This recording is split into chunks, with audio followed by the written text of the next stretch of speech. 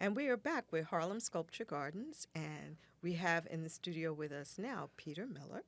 Peter Miller is an architect, and he is going to share with us his practice and also regarding his sculptural installation, Tetrahedral Antisphere, correct? Correct. All right. So, welcome, Peter. Thank you so much for coming. Pleasure to be here. Thank you so much. You're welcome. So, why don't you tell us a little bit about your architectural background? I know you used to live in Harlem, correct? Yeah, for a period. I first started in architecture in St. Louis, and I actually worked on a variety of more urban scale projects at the time, park plans, and master plans, urban revitalizations, things like that. And after that, I came to New York, and I was at Columbia for a while, and Okay. I was living in Harlem during that period and shortly after that. Since then, I've been involved in a lot of cultural projects, museums. I worked on the National WWII Museum for Oh, wow. about 8 years. And I also worked on Grace Farms, which is a sort of semi-public institution in New Canaan, Connecticut. Both of these projects are sort of highly complex geometrical buildings. The National WWII Museum was designed to be sort of a fragmented structure that talked a bit about the experience of people during the war, and then it had a large 500-foot canopy that spanned over an entire city block that created a protected outdoor space. It was a fabric and metal structure. I think maybe some of that influenced a little bit of the work I'm doing in sculpture. Okay. And then Grace Farms was more of probably best described as like a series of glassy blobs that sort of moved down a hillside. It was all curves and mostly all glass and reflective aluminum proof. Wow, that And sounds since dramatic. then, I have started my own practice. I think for those projects, that was sort of the peak of what I felt I could do working for someone else. And then I Okay. started my own practice in 2010. And since then, we've been doing projects all throughout the New York City region. A lot of it has been residential, some cultural work as well, and some educational work too. Wow, that's really impressive. I didn't know all of that.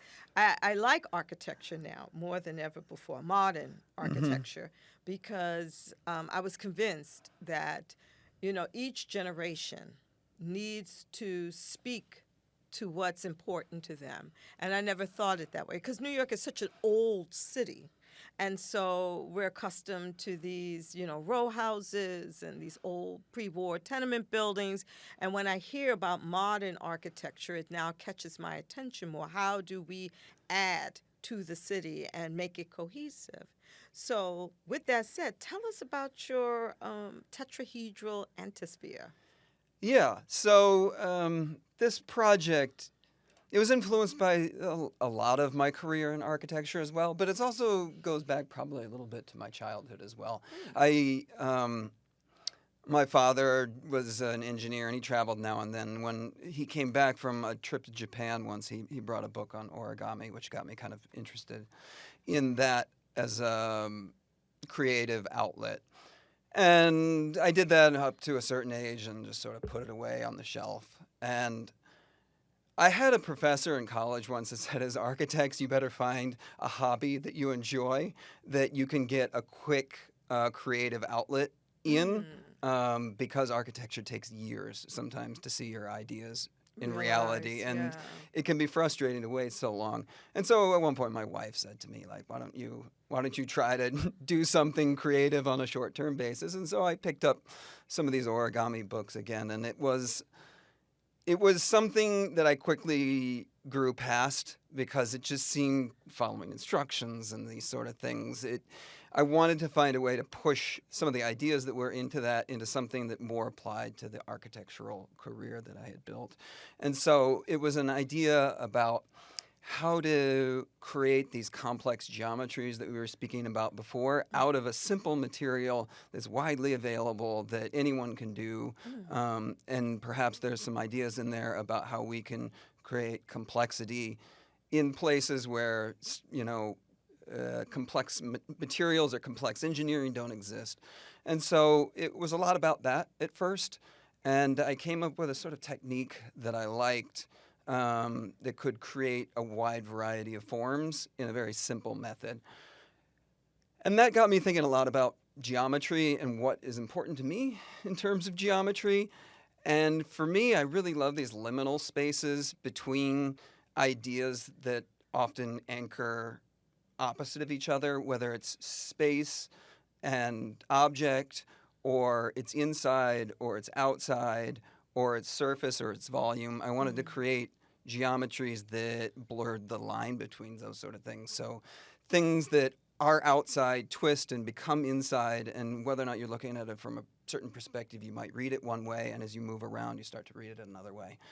And that became the sort of geometries that I was seeking. And Tetrahedral Antisphere was something I came upon a couple of years ago in model form, and then I wanted to eventually, like I say, bring these things into a more architectural scale. So it was about taking this model form up to something that's a human scale that you experience differently than holding it. In your You hand. sort of can imagine yourself either inside of it or moving around it. Wow, that was great. So thank you so much, Peter, for sharing all of that information. I've learned so much today about your practice, about tetrahedral, and we look forward to seeing that this spring. All right.